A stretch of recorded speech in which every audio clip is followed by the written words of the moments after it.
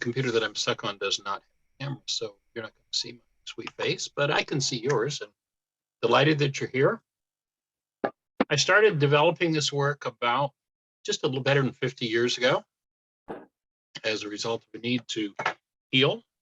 Night I was born, they told my father to come see me because he wouldn't see me after that because I'd be dead.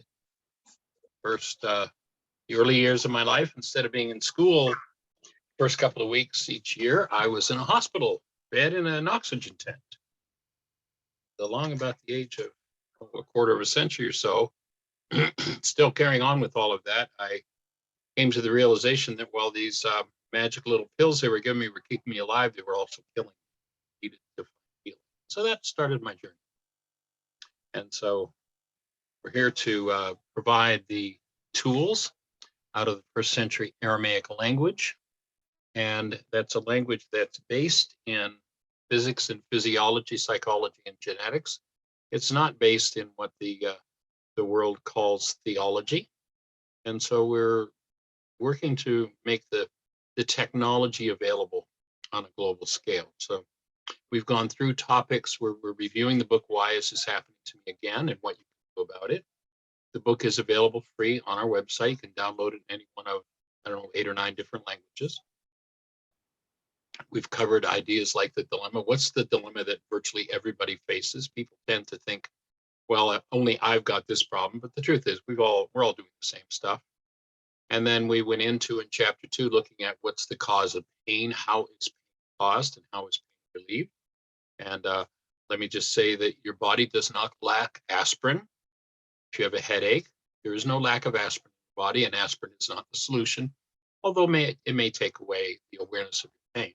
You understand what the cause of it is, then you can start to work on the cause level. The next chapter, words could never say. We looked at the idea that language doesn't capture the truth of what's happening in a much larger picture than our culture could conceive of. Recognizing that emotions are what guide us. Chapter 4 is feelings are the guidance system. And then chapter 5, we reviewed the purpose of pain. The simple purpose of pain, it's really pretty straightforward. It's to make your ears grow. It's to get you to listen to the message that life is giving you, and even your pain is a message. So we're looking to encourage people to really start to listen in their lives, take time to listen, take time to be with the truth of who we are. Then chapter 6 is what is reality? We talked about the difference between reality and actuality. Each person stands around and observes an event, and their mind generates a construct we call perception. Perception is the output of the mind. It is not a picture of what is happening in the world. It's a picture of what's happening inside of you. And if you don't like it, there's a technology that comes out of the first century language for how to collapse your realities and heal what's at the root of them. Chapter 7, we looked into what we call the evidential mind and recognizing that the only evidence that we ever get to see, we get to see this tiny fragment of information compared to what's actually going on, the real thing that's happening in the world. And the only evidence we ever get to see is evidence of our own BS. Now, many people would think I have a certain meaning for those initials. And I don't have the meaning you're probably thinking of. BS is your belief system. You only get to see the evidence you give your mind permission to show you. If you had a different reality for those initials, notice that over something as simple as 2 letters, you can have a totally and completely different meaning going on. And then in chapter 8, we looked at what is projection and externalization, how we tend to take the content of our mind, formulate constructs that show us pictures of other people holding or engaging in what's going on in our minds so that we can pretend that the problem's outside of us. So we take what's going on inside of us that causes our pain, we build pictures of other people out of it, and we think they're really the cause of what's happening. And in that chapter, one of my favorite tongue-in-cheek lines is always, you'll notice if you've been through a particular painful reality 87 different times with 42 different people, you're the only one that was there every time. It's about you, it's not about them. And so instead of externalizing those things, We're going to show you a technology with which to collapse those things back into their root. And when you access their root, then those things can be, pardon the pun, uprooted.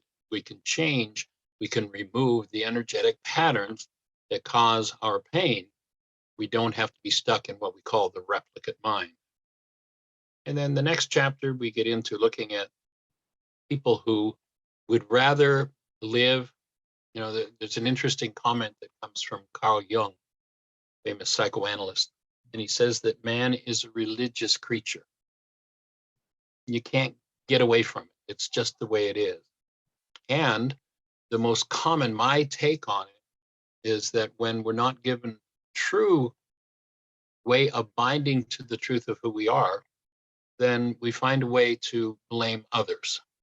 And the most common, actually, they talk about the fear of a one world religion as though it's something to come. It's already here. The one world religion is the religion of blame. And that's where most people live. They live in chapter 9, blockage of truth.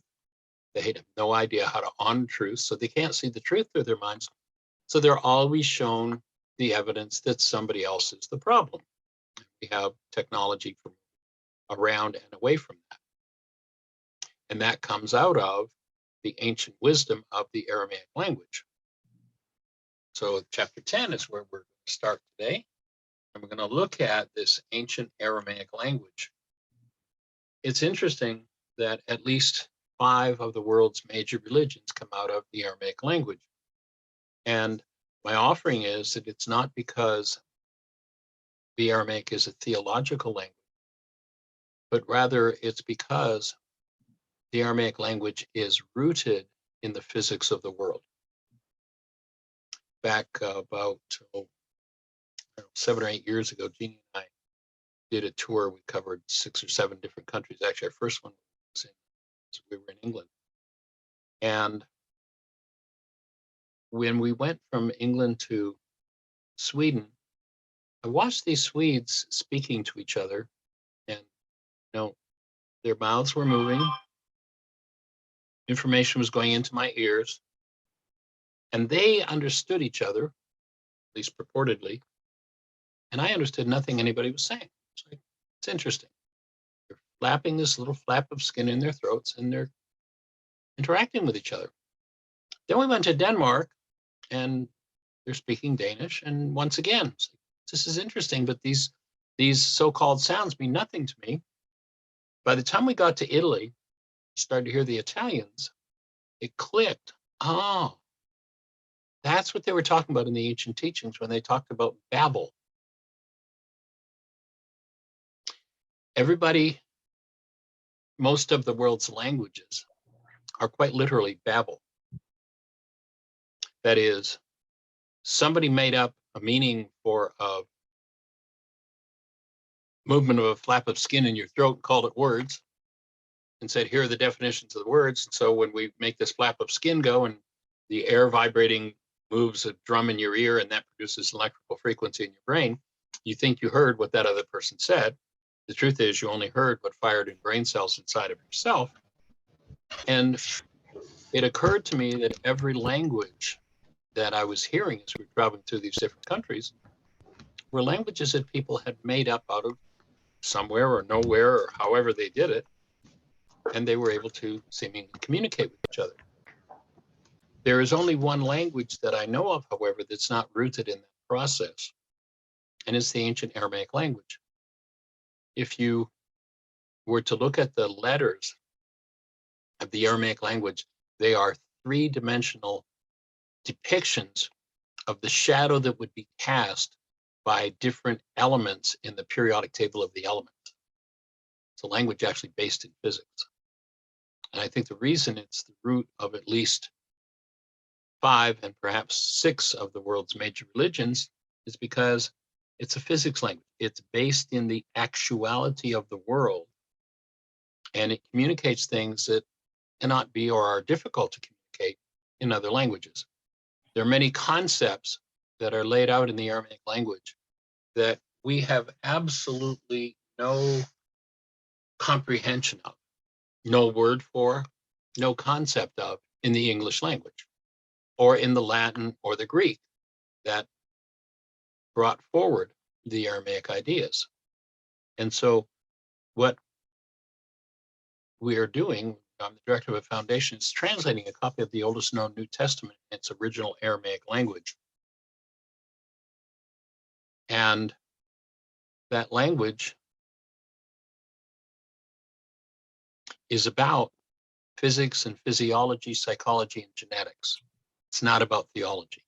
Men came along, and I think because of Jung's idea that we're religious animals, or religious creatures, we made up and made it into something religious that somebody was supposed to follow, and took it out of the realm of truth and functionality, when in fact, when you get back to the Aramaic, it's all about how you work within a world and how to improve your status within the world, in terms, not in terms of, men's idea of status, but how you function as a true human. And so that's what comes out of the Aramaic language. When you hear this man, Yeshua, what you hear is a physicist, a physiologist, a geneticist, a psychologist, and the understanding there is just monumental. However, we have a mind with a past. And well, let me take a different approach. If I were to define a word as a tool of communication, I'm going to make this kind of rhetorical. I'm not going to ask people to raise your hand and answer it. But if I were to define a word as a tool of communication, would that be a reasonable definition for everybody? And, as I presented that idea to many groups over the years, pretty much everybody agrees, yeah, that's a good definition. So if a word is a tool of communication, obviously, when tools of communication are being used, they're indicative of an interaction between at least two. You as a group constitute one, and I'm a second one. You're being kind enough to listen to my words. And so as I use these tools of communication, I'm sending forward information. Now, if it's true that words are tools of communication, indicative of an interaction between two, notice that in your head right now, there are words running, that you're not speaking to anybody else, but they're moving in your head, right?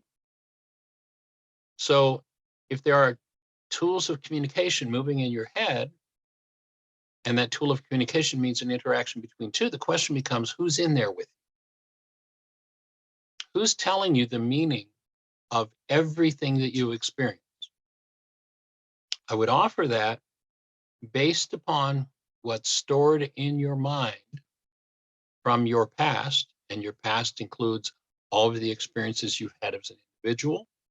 It includes genetically the inputs from your generations, far, far back into the past. And according to what moves in your mind generates reality.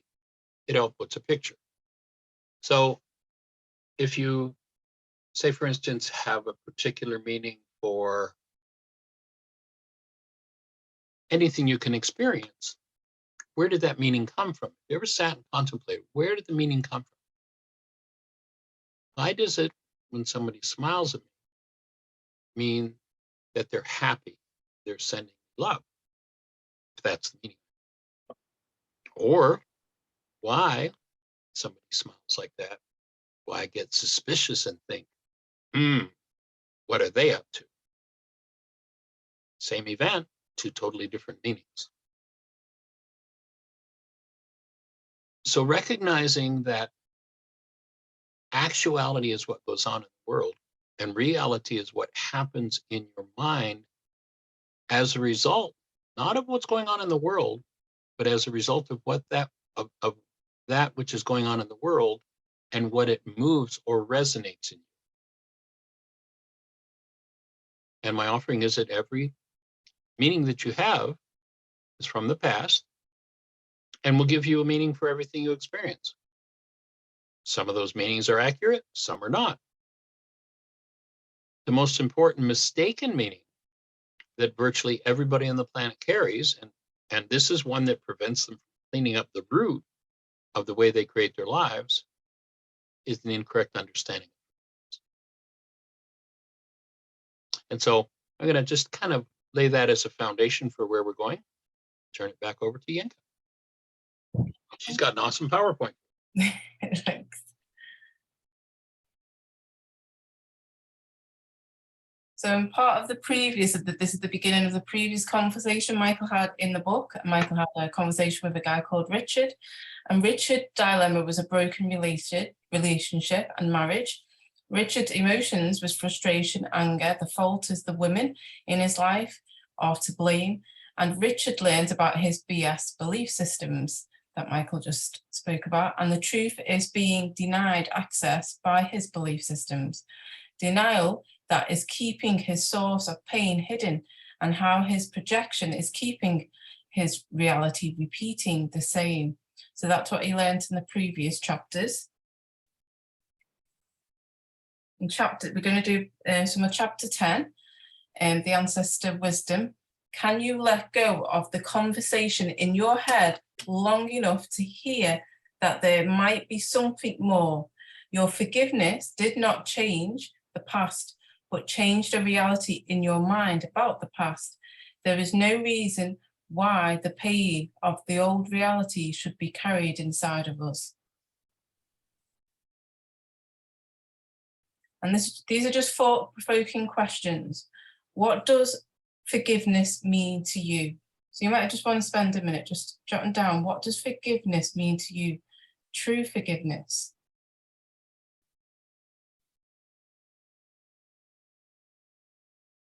So what does forgiveness mean to you? True forgiveness.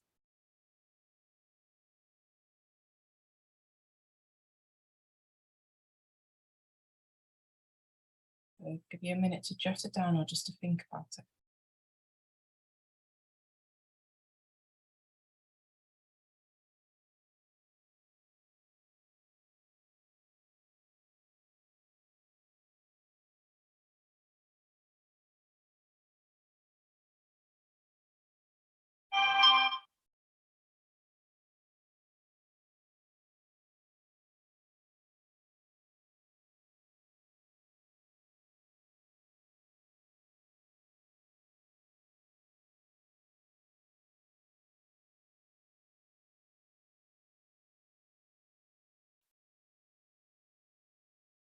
And just another thought-provoking question you might want to jot down or just think about. What would it feel like if you dropped every opinion, belief you ever had about forgiveness? So what would it feel like if you dropped every opinion, belief you ever had about forgiveness? What would change if you completely let go of every belief, that could be your BS, you have ever held about forgiveness? And how would your actions change to those you hold responsible for your painful suffering if you dropped the meaning of forgiveness? So how would your actions change to those you hold responsible for your painful suffering if you drop the meaning of forgiveness?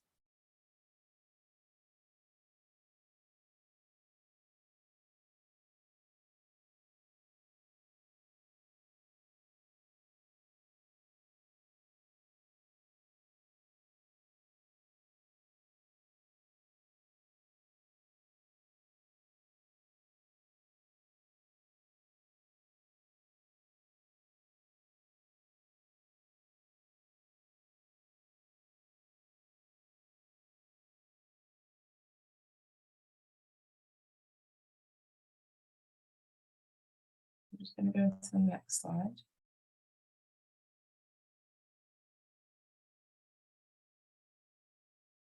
So previously in the conversation between Michael and Richard in chapter 10, for Richard, forgiveness was linked to religion, something that he didn't have any interest in or hearing anything about. Richard's parents talked about love and honesty at church, but beat him up verbally and physically at home. He saw a lot of hypocrisy in the ministers and the deacons and lots of people in church. The way forgiveness is commonly taught is a shadow of its true meaning and function. Due to our own ignorance, we've bought into the common belief that forgiveness means letting them off the hook for the terrible things they have done to us. It comes from a mindset that externalized everything and attributed cause to the outside world. Great graphic there, Yinka. Did you want to share any more on that? That graphic is great. It is, isn't it? Yep. So the idea here is to recognize that when the mind generates a construct, which of course is internal to it, and then denies responsibility for that construct, they tend to live in that religion of blame. If you live in that false religion, then it's only natural that you would believe that forgiveness is about letting somebody else off the hook for the pain that shows up again and again in your perceptual constructs. And nothing could be further from the truth. In the ancient Aramaic language, they tell us that forgiveness is a tool with which you collapse perception based in blame, fear, and hostility, and bring love present to your mind so that you can literally remove, through the transmutation of that energy, the pained content at the root of repeated experiences. So instead of forgiveness being about, I'm going to let you off the hook because you triggered this pain in me, I'm actually going to turn around when I understand what's really going on and thank you for triggering this pain, because I was unconscious of the fact that it was here. And now I realize that you've shown it to me. And no matter how much I insist it must be your fault, I have to admit that I'm the one that's feeling it. And it seems pretty silly to think that you're the one with the problem if I'm the one with the pain. And so what ancient wisdom says is that if I have pain and I can come out of the religion of blame, again, that's an almost universal religion. If I can come out of that religion of blame, then I can own what's going on inside of me, and I can access the hidden parts of my own mind and remove the energy that produces the repeated experiences. Now, an incorrect understanding of forgiveness leads many people to link forgiveness and resentment. And until that resentment is forgiven, and this kind of, becomes sort of an oxymoron. So I have forgiveness linked with resentment, and until I can use forgiveness to unlink the resentment from the process, I'm probably not going to use it. And so I'm going to have to start to let loose of or let go of the belief that forgiveness, especially if I've got a religious history where there's pain, or a religious history where there's deep devotion based in error, which oftentimes happens. If it isn't real in my life where I live, it's not accurate. And that means if I'm in the middle of my biggest conflict with you, if my religion hasn't taught me that this pain that I'm experiencing inside of me is mine and about me, then I'm engaged in a false religion. Again, religion of blame. You look at so many of them, and the biggest blamer is the guy who started it all. Going to punish us for what we've done to hurt him. And that whole false construct. What we're looking to do is to go back into the Aramaic wisdom. Now, the Aramaic language is a parent language to the Hebrew language. Many say, oh, those books were written in Hebrew. No, if you check with any rabbi, they'll tell you that all of the wisdom keepers in the Aramaic tradition spoke, thought, and taught in Aramaic. So Aramaic is the parent language, Hebrew and Arabic are daughter languages. The so-called religious texts of each of those religions was actually Aramaic. And when you realize that, you start getting back to the original meanings of the words, then some powerful stuff starts to happen.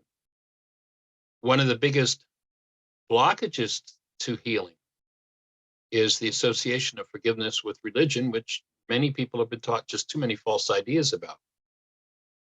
In the Aramaic, forgiveness is a technology, a scientific approach to healing the mind. And many, having seen the hypocrisy that imperfect humans have engaged in, reject forgiveness on that basis. And basically that's what happened to the character in the book. He's like, oh, I got all this, there were all these hypocrites telling me to forgive. And then I watched them when, when they thought nobody was looking. I was looking. It was all a lie. So because it was not understood that perception was the output of the mind. The world has taught us that we look out in the world and we see what's happening. That is the biggest lie that has ever been told. You have never seen anything with your body's eyes. The eye is a one-way valve that brings information into your structure. It is an antenna for light. Light carries information. You can't see out through the antenna. And in fact, there's about a 10 thousandths of a second delay from the time the light enters your eye to where the brain generates its picture that you think you see out there. And it's the act of externalization when you have a picture in your mind and you pretend that it's outside of you. So just recognize you see with your brain, not with your eyes. So this work is about restoring the original Aramaic, the ancient technology, the ancient wisdom of the Aramaic to humanity. And most people have much work to do to come back into a friendly relationship with the actual forgiveness process. My take is that even religion is not about religion. If you have the brain cells, the eyes to see and the ears to hear, what you hear coming out of the mouth of this man, Yeshua, they call him Jesus, but his name wasn't Jesus, and this has nothing to do with religion. His name was Yeshua. Again, it's back to physics, physiology, psychology, and genetics. And to understand this fully, one must clean up the content of their own minds, must remove the errant perceptions in order to embrace and heal the errors in their own mind and the errors of their generations. There are so many key concepts urgent to understanding and healing the human mind. I've had psychologists sit in my workshops and just marvel, and afterwards say to me, when psychology starts to understand this is going to be looked at as miraculous. There's nothing miraculous about it. It's simple science. It's a tool. Here's how it works. And if you don't understand how the tool works, it's going to be pretty tough to do anything with the mind.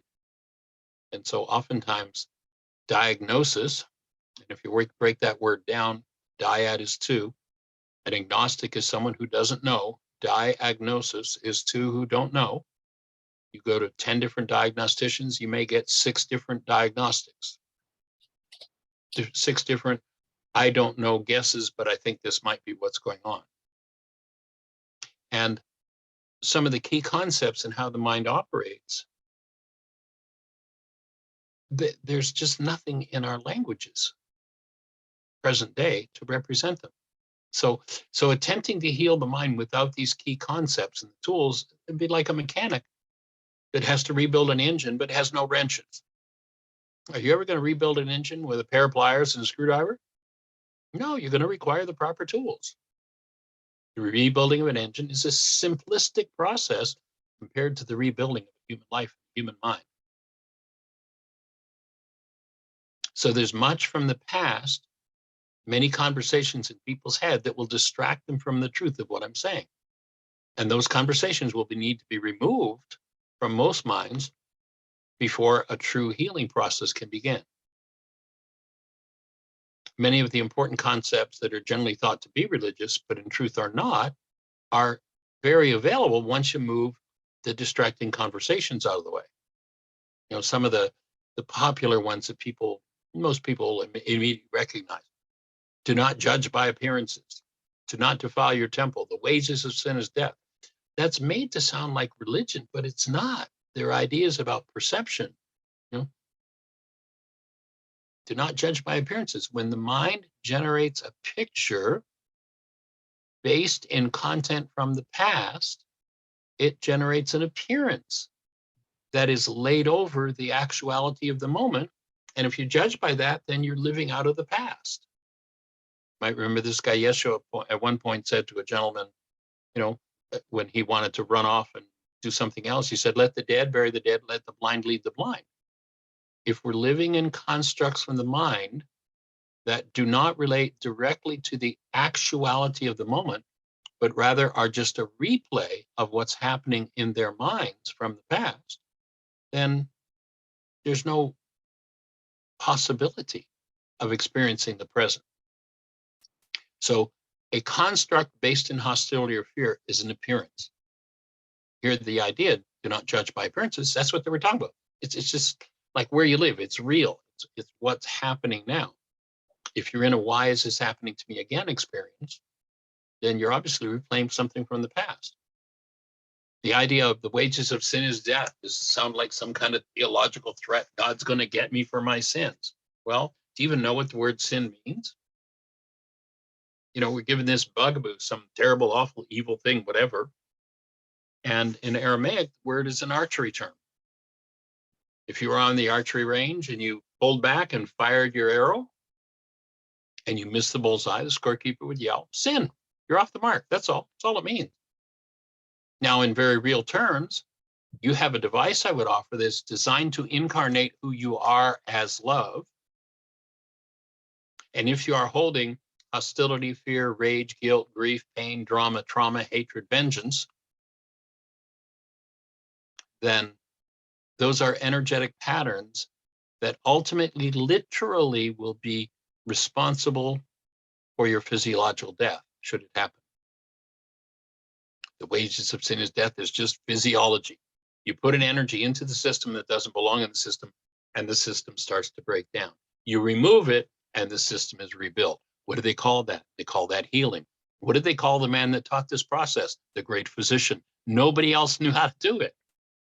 There's a technology there. I actually started working with the Aramaic language and the Aramaic technology about 42 or 43 years ago in developing this work. And it's just monumental. When I look at, actually, I came across the Aramaic after I finished medical school. And when I came across the Aramaic, my original work was in electronics with a side study in physics. And when I started to study medicine, I was like, oh, this is just an energy system. This goes along with all the rules of physics and energy. And then when I came across the Aramaic, it's like, oh my God, this is just about how this energy system works. So do not defile your temple. Don't sin. Don't put energies in that don't belong. You've got a body-mind unit that's designed to embody or incarnate who you are as love. If you put something other than that in it, you're defiling your temple. That's all. It's physiology. But because people didn't understand the true meaning of these ideas and therefore failed to live up to them, that the fact that they couldn't live up to them, even though they gave language to it or tried to, does not tarnish these key truths in any way, shape, or form. But billions of minds have been tarnished by misperception, and as a result have thrown away gold that's been covered up by their misunderstanding through the projection of pain, rage, hate, fear, energies that defile and have no place in a properly functioning human mind and body. When we attach our unresolved pain to our brain's image of another person, religion, nationality, or event, our brain cannot accurately represent that event. This single principle is the primary destroyer of lives. Now, the goals that we hold for ourselves or others to be perfect are a key way into healing all of the pain that's held within any given mind. Whenever we remove traumas held in mind, get to return to our natural state of human being, healthy, whole, with a natural, sweet, loving disposition. And that is a human life.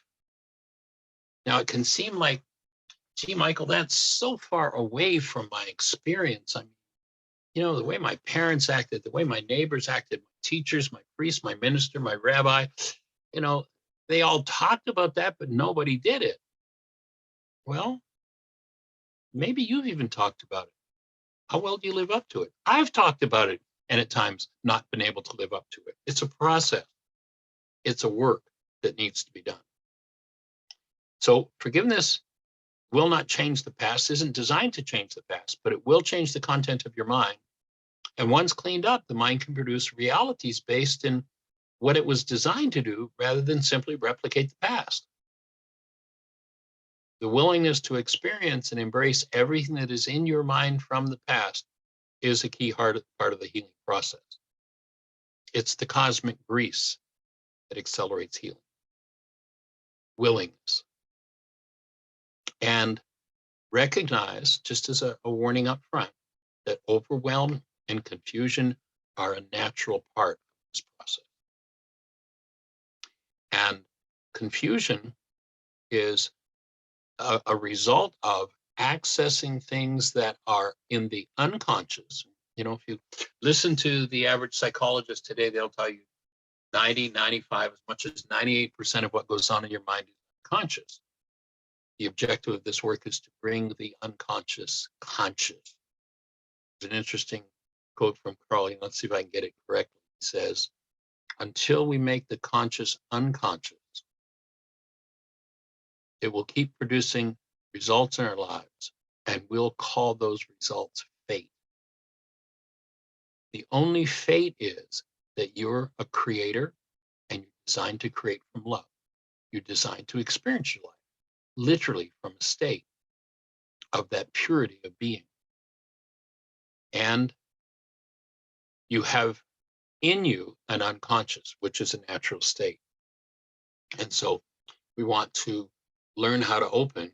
Ancient teachings, they said the veil of the temple must be rent in twain.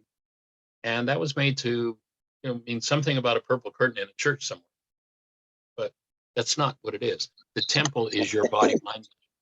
The veil is the artificial barrier between the conscious and the unconscious mind. Forgiveness is a way to open that veil, to access things that keep coming up in your life, but you believe they have nothing to do with you. And it's how to access them in a way that throws them. So that's what we're here to do. And I'm going to turn it back over to Yinka. Thank you. So this is not how true forgiveness was presented, and not even close to the original Aramaic concept. Engaging in true forgiveness is required to heal. The Aramaic language is an ancestor tongue spoken by originators of at least 5 of the world's major religions. Religions address the topic of forgiveness, of course, but the topic itself is not exclusive property of the religious.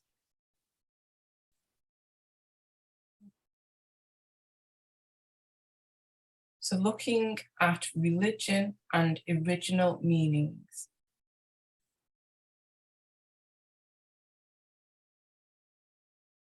Just because someone could not live up to a teaching does not mean it has no value or that the problem lies within the teachings. I think it's really important to recognize that, most religions talk about forgiveness, but it is not the property of religions. It is a principle of science, and one of the dynamics, if you get in a car, you don't know how to shift from first gear to second gear, it's going to be a big challenge to drive around in the car. In the same way, if you live in a mind and you don't know how to remove the energetic patterns that don't belong, life is going to be tough, and life is not designed to be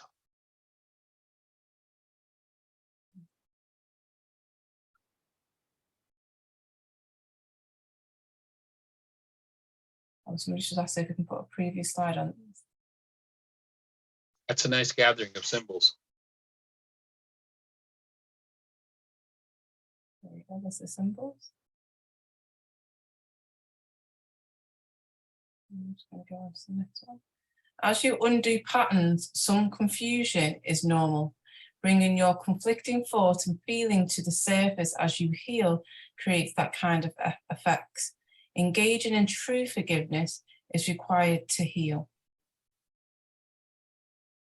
You know, people oftentimes accidentally fall into a process of forgiveness without really being conscious of what it is that they're doing. What we're and that makes it difficult to replicate.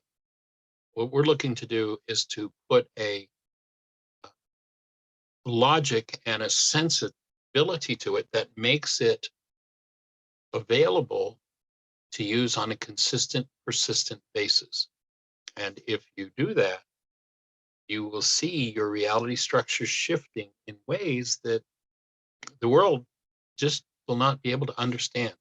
I remember on my radio show today. We do a radio show 5 days a week. You can access that on our website. You are certainly welcome to call into the show any day. It's at 1 o'clock Eastern Standard Time till 2 o'clock, 5 days a week.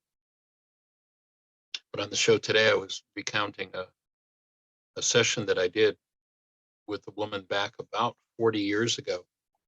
And I was in South Florida. I had a private practice there. And there was a psychiatrist who was aware of my work. And he referred a woman to me who he was required to get a second opinion in order to have her put away. She had been in a marriage, family, had a job, and her life was in such strain and struggle that she ended up divorcing her husband, being estranged from her children, could not work anymore. And she was ready for long-term, we're going to lock you up and throw away the key. And he referred her to me, a psychiatrist referred her to me. And in one of the forgiveness processes, we do another process called still point breathing. And in one of the forgiveness processes that we did, as we were doing some breath work, she had a memory. And the memory of her was of herself. I don't remember exactly what her age was, but she was very small, like 6, 7, maybe 5. And it was her final memory of her mother. And she was standing with her father in front of a large brick building, which was an insane asylum. And her last memory of her mother, watching her being locked away. And she never came out. She never saw her again. Within about a month of that discovery, of that dynamic being hidden in her unconscious, she was back in relationship with her husband and her children and was back to work with no threat whatsoever of being committed like her mother was. But she was following the pattern. She was replicating the pattern of what had happened with her mother. And the simple discovery of that unconscious pained image freed her from the whole thing. Dramatic life changes can be that simple with this process. Not always easy. It takes work, it takes willingness, but it's profound.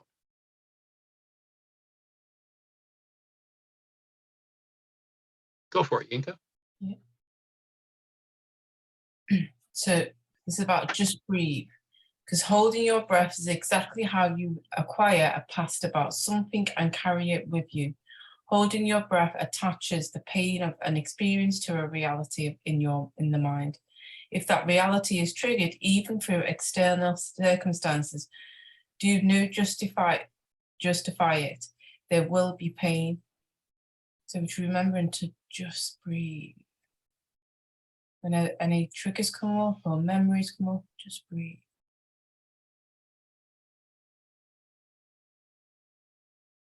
What a privilege it is to breathe. Yes.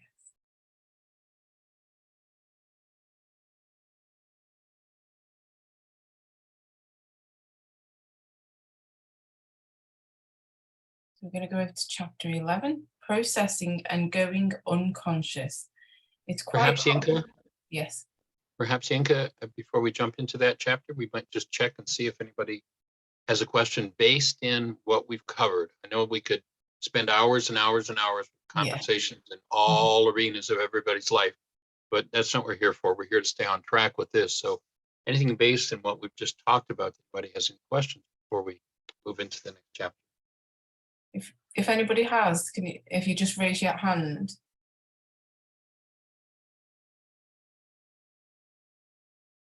You hit the chat button at the bottom of the page and hit raise your hand. Yeah, we've got Corey. Corey's got a question. Hey, Corey. Are you muted, Corey? I thought, There you go. yeah, I'm sorry that it is about the concept of forgiving. I thought all the time about what is it for me? And then I would like to hear your concept of forgiving, to repeat that again. Sure. I forgot it. Right. So the world's definition, by and large, of forgiveness is, you did something terrible that caused all this pain in me, but it's okay. I'll let you off the hook for causing this pain. I'll forgive you. So that's a Greek idea of pardoning that's been substituted for what was meant by the word forgiveness in the first century Aramaic language. So forgiveness is the tool with which you collapse your pained perception in on itself. You access the underlying unresolved energetic pattern. You bring it forward in the presence of active love, and you transmute or remove the influence of that energy on you. So forgiveness is the tool with which you collapse perception, access the underlying dynamic, and remove that energy. Does that make sense? Yeah. So that is the underlying dynamic, which is. It's how you access the unconscious dynamic that's creating the pain. Oh, yeah. So this woman is in such trauma and turmoil. Underlying her present day circumstance is the pain of losing her mother to this institution. Yeah. Here she is decades later, and she's getting ready to replicate what her mother did, go into an institution. Fortunately, to do that, a second opinion was required, and that's when this psychiatrist referred her to me. Mm. And once she touched into that underlying pain, which was weaved into everything she perceived, her husband, her job, her family, herself, and it was make her, what the world calls nuts. When she was able to access and remove that influence on her perception, she got back to a more functional state. Not that she was finished with her work. The cleaning up of the mind is a lifetime of work, but it changes everything when you access those things. And what forgiveness, the tool, the worksheet is about, is how to do that on a consistent, persistent basis. Oh. Yeah. Yeah. I see, not 100%, but I really see the way to how I can understand and work with that. Yeah. That's Good. Good. That's what we're here for. So now you've got some new brain cells about forgiveness. We talk about building brain cells. This is exactly what we're talking about. Mm. Yeah. If you go back, you hear this man Yeshua saying, his teaching is only for those who have the eyes to see and the ears to hear. Mm. And, obviously, I think we could assume that most everybody in his audience had what we call physical eyes and ears. So he wasn't talking about that. What he was talking about was having the brain cells. So now when you think about forgiveness, instead of, oh, I have to let them off the hook, you go, oh, I have something in me that's causing pain. There's a technology with it which I can access and remove that pain. Whole new set of brain cells. Now your mind generates a whole different meaning for forgiveness. And then once you have that meaning, the worksheet process is the how-to for doing it. And what we're looking to do, as someone just typed in the chat room, is we're looking to help people to build the brain cells to understand life differently than what our generations were limited to. Wow. You look at, there's another statement in those ancient scriptures that says, look to the lives of the fathers, for ours are but a shadow of theirs upon the earth. If we never learn to go in and remove the unconscious dynamics, then we're run by the generational patterns rather than by conscious awareness. We're looking to get to the point where we actually, each and every one of us, lives as we're designed to as conscious spiritual beings, having a body-mind unit that is keyed to and fueled by a proper power supply. And the proper power supply is that of love, not hostility and fear. Most of the world, again, the universal world religion is the religion of blame. And what comes with blame? Hostility and fear. You are the problem in my life. Well, we're looking to put an end to that religion, literally, and bring people back to, oh, I'm designed to function as love. I'm designed to experience myself as love. Why am I not doing that? Because I've got 100 generations of ragers in my bloodline. Of course I experience rage at every turn. What am I going to do about it? I'm going to start to apply the forgiveness process and remove it so I can get back to the truth of who I am. So I'm processing through those unconscious parts. And in this work, we define processing as the ability to keep love conscious, active, and present when something less than love comes up. No, that's so great. Yeah. It's profound. Yeah. Glad you're here to hear it. Thank you. Thank you very much. And we've Honored got, and delighted. All right, Miss Yinka. yeah, we've got Dinah that wants to ask a Oh, question. hey, Dinah. Hi, Michael. So you know the phrase, I can forgive you, but I can't forget. So when someone has done really something horrendous to you, it takes time and one has actually got over the pain and you've forgiven. But if you can't forget. No. Okay. My offering is, as long as you're talking about, I'm going to forgive them, you're not talking about forgiveness, you're talking about pardoning. Never forgive anybody for anything, ever, including yourself. Never. Biggest mistake you could ever make. However, if somebody's done something really outrageously off the mark, you might choose to pardon them. Okay, I'm going to let you off the hook. And now, realizing that my physiology is generating pain, I'm going to go in and apply forgiveness to remove my pain and be finished with that pattern. Now Okay. you're doing forgiveness work. But if So I mean, I'm on when the I hear, right track then. say again? I said, no, then I'm on the right track. No, I Good. understand what you're saying. So you don't have to forget about it as long as you're releasing the pain from within and healing from within. Correct. Am I right? Yeah, you're going to remember the event happened, but it's not going to be a big, oh no, look what happened. It's going to be, well, yeah, I remember when that. In fact, I oftentimes see people who've had, well, I've oftentimes seen people in marriages who are ready for divorce. I remember one couple up in Michigan who they had 3 kids and they had tried and tried and tried. And they just weren't getting anywhere. And they decided to divorce. They literally had their bags packed, each of them, and they were getting ready to leave the house and divorce. That was it. And she called me the next day, the woman in this couple. She called me and she said, I just want to thank you. Last night, my husband and I were divorcing. We were finished. And as we were getting ready to head out the door, I made a request and I asked him if he'd sit with me and just watch the Healing Through Relationships video. She said, we sat and we watched it. We took the commitment from your video. We unpacked our bags and we're back in love in that space again. And, Oh, wow. and actually he just passed, this goes back probably 7 or 8 years ago. He just passed away about a year ago now.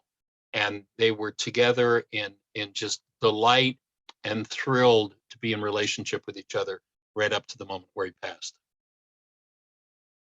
Okay. Thank you. Thank you for that explanation. You're welcome.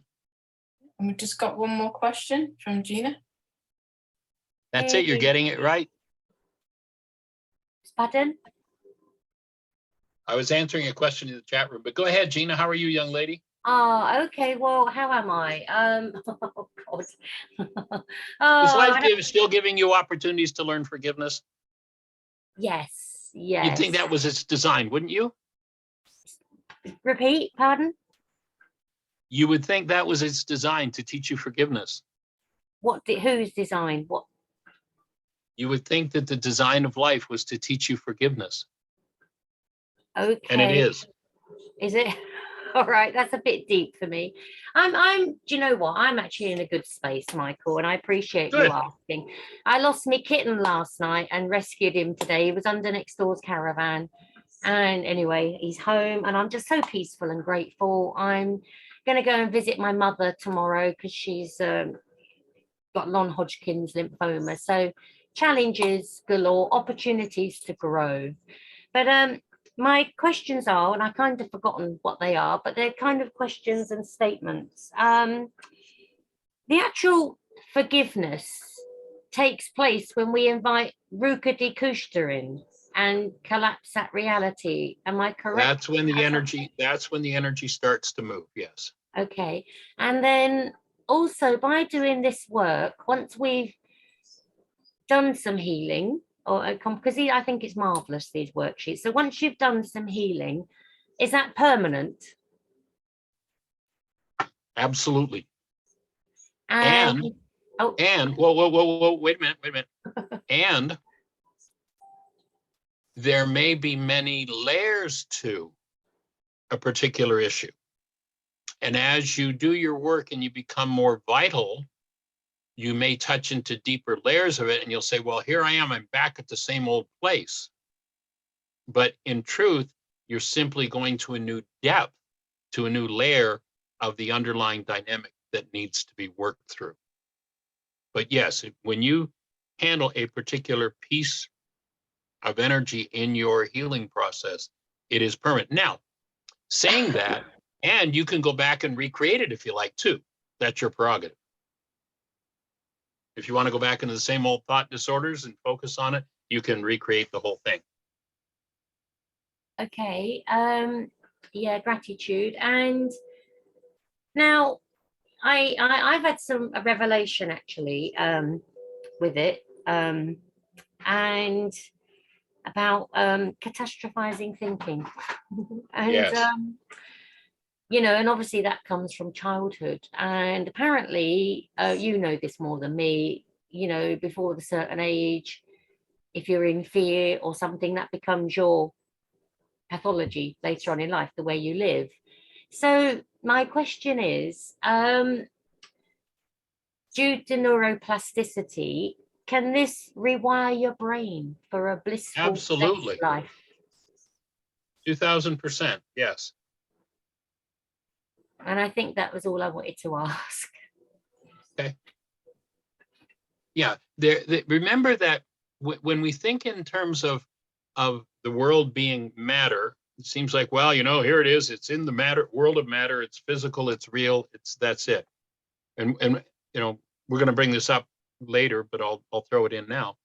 There's a quote from Albert Einstein where he says, if you think you are separate or separated from the rest of humanity, you're living in an optical delusion. Your brain shows you realities that aren't true. The truth is, all energy is connected. You and I are connected. We couldn't disconnect from each other if we wanted to, but our brain shows us. Our brain generates a picture that we're separate. And if the brain cells we've had built are those for separation, then our brain will show us that we're separate. I can remember, and it's not that long ago, that my granddaughter, we have a stoop in the front of our house. And before she had the brain cells for it, she would just walk off the stoop. Her brain could not generate a picture, go back to childhood or maybe you've raised a child. Remember when the child went to the edge and their brain did not show them there was an edge and a drop off for them to fall, they would just walk out because the brain couldn't generate that. We had to teach them that. And we've been taught many things that aren't true. One of them is that we live in a material world. And as we dissolve the lies, the mind more and more can give us constructs, perceptual constructs that are accurate about what's happening in the world, rather than simply reflective of what's happening inside ourselves projected and externalized onto others. So I'm delighted that things are impacting you. I remember our first worksheet session back several months ago, and it's awesome to hear the progress that you're making. Congratulations. Oh, gratitude. Yeah, I'll never forget that worksheet either. But That I was good, find wasn't them. it? Pardon? That was a good session. Oh, yes. Yeah, it's good. It's good. I'm doing one as we speak, actually, on my neighbour who heard my cat meowing, who was stuck under his caravan and didn't tell me, and allowed me to sit in anxiety all night, which I didn't because I did a worksheet, and Cool. I ended up in a peaceful place with the whole thing. So, Awesome. and All right, but, young lady, you God have a bless. blessed one. All righty. Bye-bye. Bye-bye. Miss So Yenka? So then we're going to go to chapter 11, processing, let's go for it. processing and going unconscious. It is quite common as people begin to understand this way for them to flip-flop between clarity and their old belief. It's natural at this stage, with two belief systems fighting for your attention, to waver in your clarity. It's all a matter of retraining our minds to think differently. So, go ahead. So what experiences, situations, or triggers that keep repeating itself in your life? Just recognizing what triggers or situations continue to repeat themselves in your life. Can you see any patterns? And just maybe jot them down.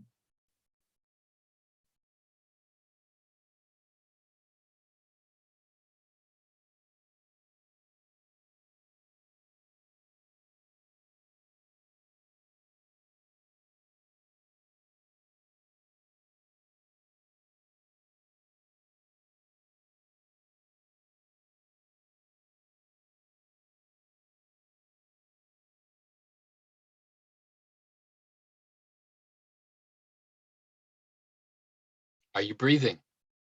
Notice what's happening with your breath right now. The function of the breath is to keep energy moving within the human system. When you shut the breath down, that's a signal that there's something that wants to move in you that you're not wanting to look at. And that's why the focus is so strong on breathe. So if you notice while you're writing that you're not breathing, allow your breath to flow, and you'll find deeper and deeper parts of your mind as you do that.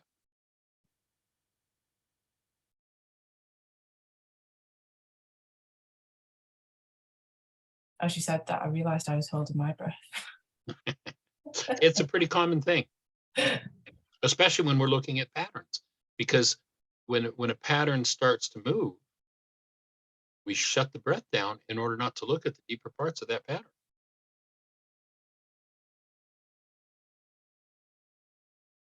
And when you breathe, you get to see it.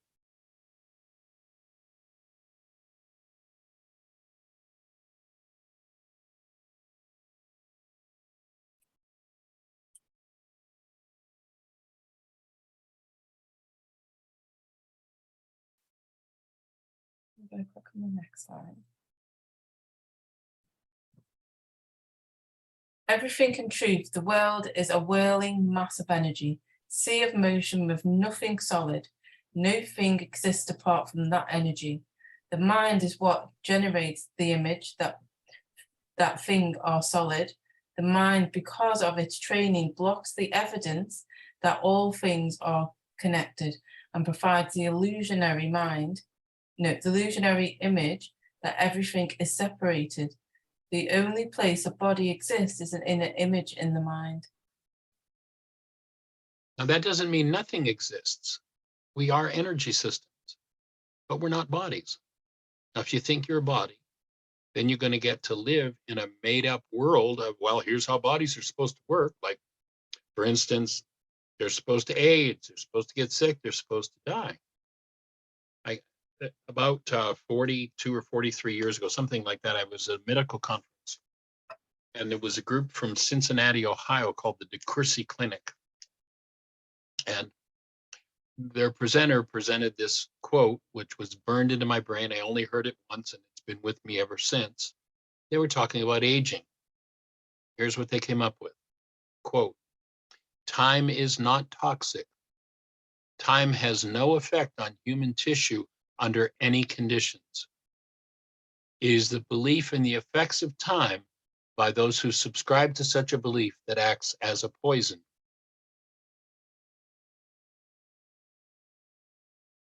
So here's a medical group telling us time has no effect on tissue. Now, if we live in the world under that, world religion of blame, blame this person, I'm angry at that one, I'm sad about this, I'm hateful about this, I'm hurt about that, blah, blah, blah, blah, blah. I'm engaging in energetic patterns that cause my structure to deteriorate. If I engage in those patterns day after day after day after day, and I'm in denial, it'll look like the enemy is time, because look, last month I was here and look at how I look today. I have aged. No, you haven't. There's no aging. You can't age energy. Energy's eternal. You can't kill energy. Energy's eternal, but you can change its form by putting energetic patterns in that don't belong. What do you suppose the word is that represents putting an energetic pattern into a human system that doesn't belong in that system? What do you suppose that word is in Aramaic? We talked about it earlier. The word is sin. Wages of sin is death. It's not time. It's putting hate and fear and rage and guilt and grief, condemnation and gossip and slander and vengeance into our structure that literally is the cause of death. We do that over time. So it looks like, when we deny all of the truth of it, it looks like, well, time must be the enemy. Time isn't the enemy. And so what we're looking to do is get conscious and recognize that as you start to process, and again, we define processing in this work as the ability to hold love, conscious, active, and present when something less than love comes up. In order for something to heal, that which is hidden in the unconscious that's based in pain must be exposed to conscious, active, present love. Now, ultimately, this work is designed to support you getting to that space where you can process anything and everything on your own. And in the meantime, this is something we can do for each other. The reason why communities have always developed around spiritual work is because nobody is an island, nobody can do it on their own. If you go to the words in Aramaic that the Greeks translated as the kingdom of heaven, guess what those words mean? Guess what they refer to? They refer to this community. The words kingdom of heaven mean the community of love. What are we here for? Each one holding a space of conscious, active, present love for the other. That's the kingdom of heaven in Aramaic. And it's your birthright to live there. Nothing religious about it. It's just like, your family at home was designed to be the kingdom of heaven. It was designed to be the space where love was conscious, active, and present 24/7, 365. That's what we're here for. And when you can restore your awareness to that love that you are, then you begin to process those generational patterns that never belong. And metaphorically, you come out of the desert. And the desert is a code word for the unconscious. Now, it's natural in this undoing process of the mind to waver from clarity to deep confusion. As previously unresolved dynamics of pain surface in the mind, part of the process is to experience pain that has perhaps been hidden for generations. Now, since the mind generates the world we think we see, we think it's natural and we believe that our seeing is accurate. Because after all, I can see it. Excuse me, the reason you can see it is because you have brain cells for it. Doesn't mean it's true. It just means you've got the brain cells for that particular structure, that particular construct. So don't believe everything you see just because you think you saw it, because your brain sees, not your eyes.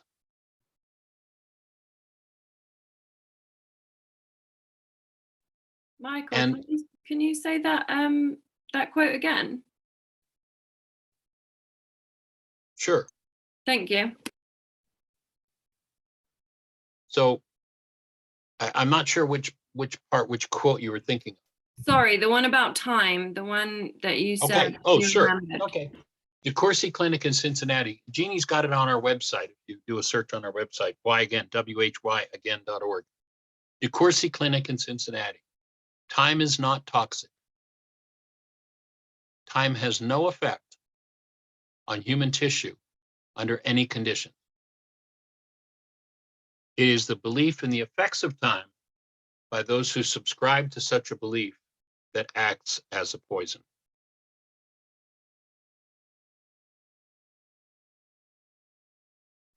Thank you very much.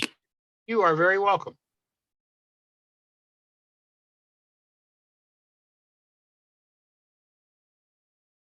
To click on the next one. Go for it.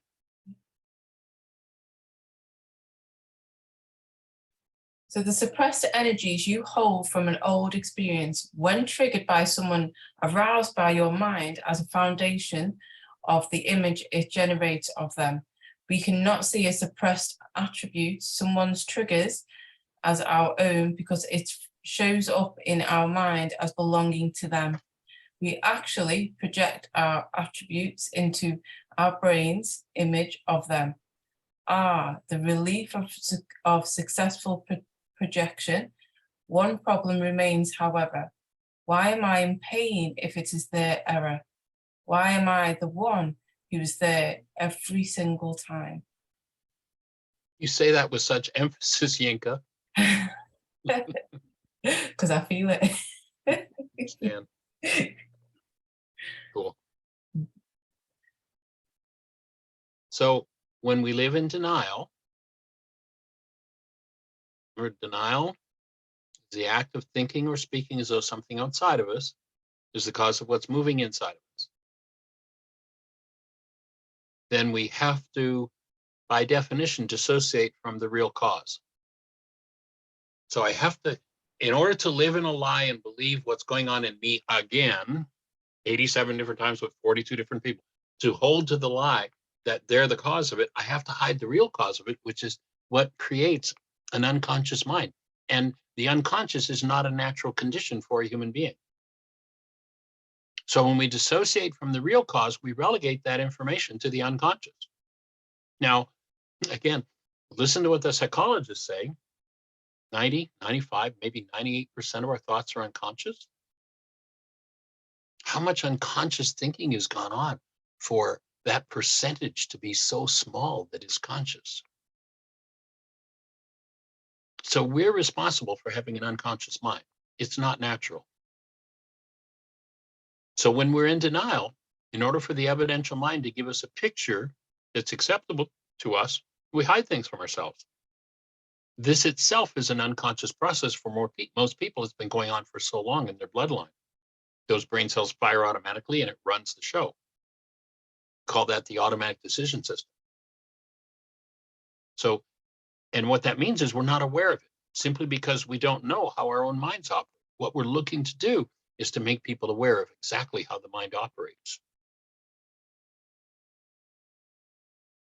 Strong emotional content, when resonated, is projected from those brain cells, and that emotional content tends to take over awareness, and we end up living in oblivion. Oh, what's going on? Why are they doing this to me again? And so we call being oblivious to our own internal processes going unconscious. That's our definition of consciousness. And it's a totally unnatural state. So when we're in truth,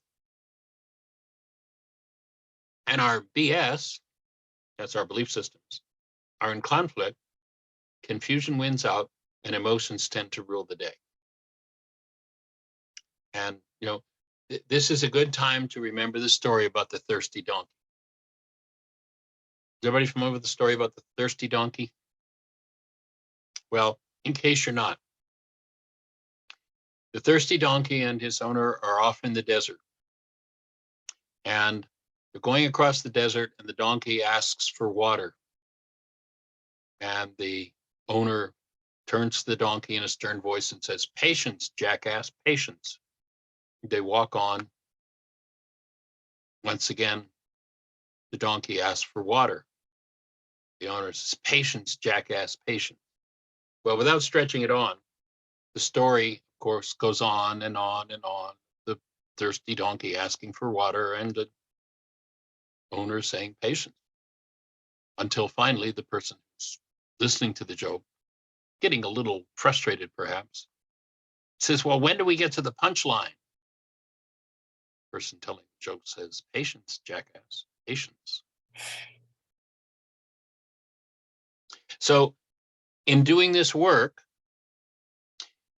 you're going to rebuild your whole perceptual structure. I mean, everything, about everything. And you're going to start to see life through the eyes of energy rather than through the verbal constructs of a world that didn't know what was going on. And it takes significant time to rebuild the mind, especially one that has 1,000 generations of ill-conceived notions in it. You know, in the ancient Aramaic, where they talked about genetics, they said this: the sins of the fathers will be passed, yea, unto 3 and 4 generations of those who hate me. Do you have brain cells for that statement? It would be interesting if we had the time to get everybody to say what that means to them. But let me offer what it meant in its original Aramaic context.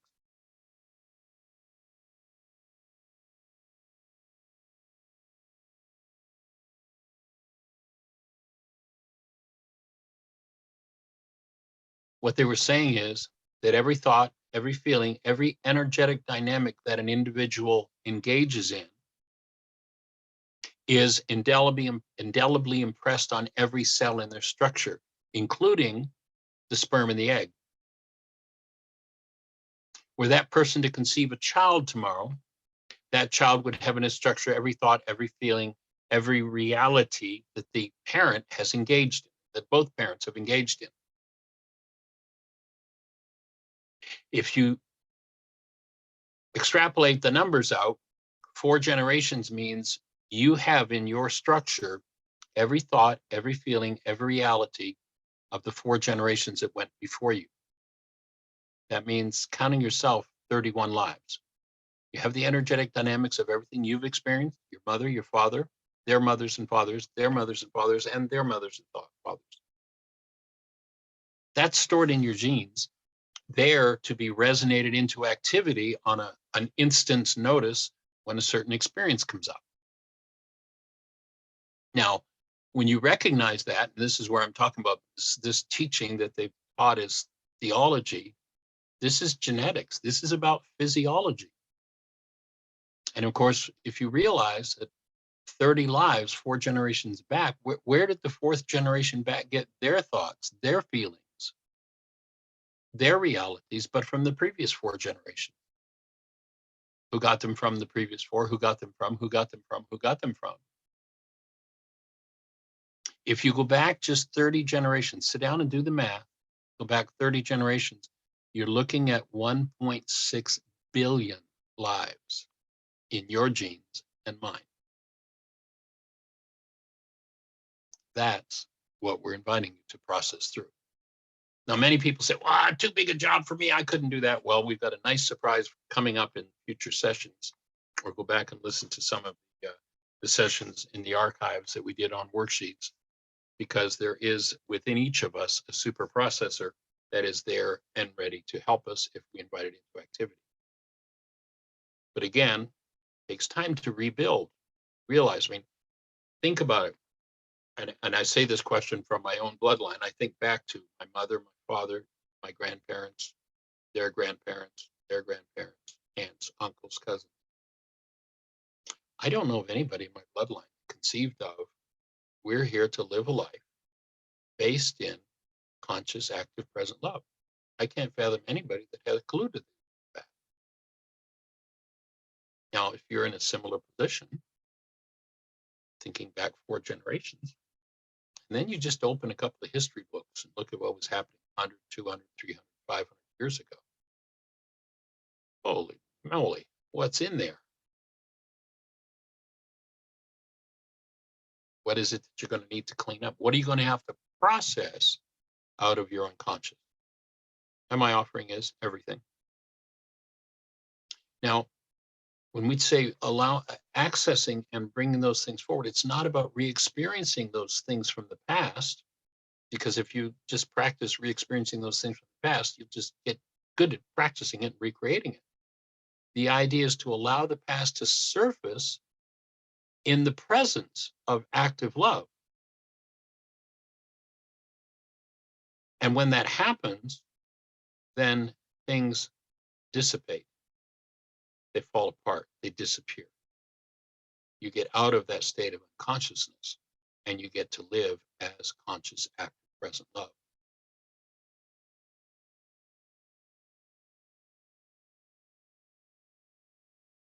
So the idea is that when you access those things in the presence of love, what is untrue about what you hold in your structure from the past, when you think of all the hostility and fear of the generations, there's a lot for all of us. It can be deleted, it can be removed and transmuted. Literally, the thought disorders of 1,000 generations dissolve in the presence of conscious, active love. So, and you know, as one who's presenting this to you, I invite you to be gentle, be patient with your educators. There can be a tendency to take it out on them if you touch into untoward parts of your own mind. Projection is the act of building images of others out of the unconscious content of our own minds, and that can run wild when we're processing fear and hostility-based realities. By the way, I'm not here to educate or to teach, I'm here to educate. The word educate, educare, means to draw out. I'm here to draw out, to support you in living as who you are, to draw that into expression, not to teach your mind things. Yes, we're going to give the mind some understanding to get the damn thing out of the way. You know, to heal, you've got to be out of your mind. Forgiveness collapses the perceptions of the mind. And at first, or at least an instant, you're out of your mind. And when you're out of your mind, you get to experience who you are. And when you practice at that, then you'll be bringing more and more easily and more automatically conscious, active, present love experiences. So a good thought for members when stuff comes up, if they're the one with the problem, why am I the one with the pain? Now, in the ancient scriptures, they said that beware you who judge another, for that in which you judge another, you've been guilty of practicing. So if with emotion, you're looking at somebody doing something and you're raging at them, you're raging at your own stuff. Now, there are two ways to approach. Thank you for that. There are two ways to approach a situation. I watch someone doing something that's really bizarre, off the wall, dangerous, crazy, illegal, immoral, what have you. And if I have an ability to perceive that, it's because I have the brain cells for it. Been there, done that. Now, there are two postures I can do it from. One, I'm steeped in it. I'm steaming mad about it, or hurt, or whatever. Or two, I can see it's happening. I can observe it, but I have no attachment to it. I can simply hold it accountable. I can be the space of love for it, rather than getting lost in that emotion of my own past generational traumas. So when you have a judgment about somebody else, notice you got the brain cells for it, you've been there. And with this work, we define processing as the ability to keep love conscious, active, and present when that which is less than love shows up. And that, I'd offer, is the key to healing. Now, some people will say, Michael, man, that just sounds like such a difficult way to live. That sounds really hard. No, actually, I'd offer living with unresolved generational patterns of hostility or fear is a really hard way to live. You know something? It takes no effort to do it. It's automatic. The automatic decision system takes a hold of that unresolved energy and bang, you can do it in a heartbeat. No effort required at all. But you're going to change the dynamic. It's not hard. It takes effort. Living the pattern of the generations is automatic pilot, no effort required at all. And that seems easy, but it's a tough way to live, doing that stuff over and over and over and over again. And breathe as you cry. It's a tough way to live. But when you start to use the tools, yes, it requires effort. It is not automatic pilot. It's retraining the mind of 1,000 generations and ultimately restoring yourself and opening the space for your whole bloodline to be restored to the truth of who you are as after the present.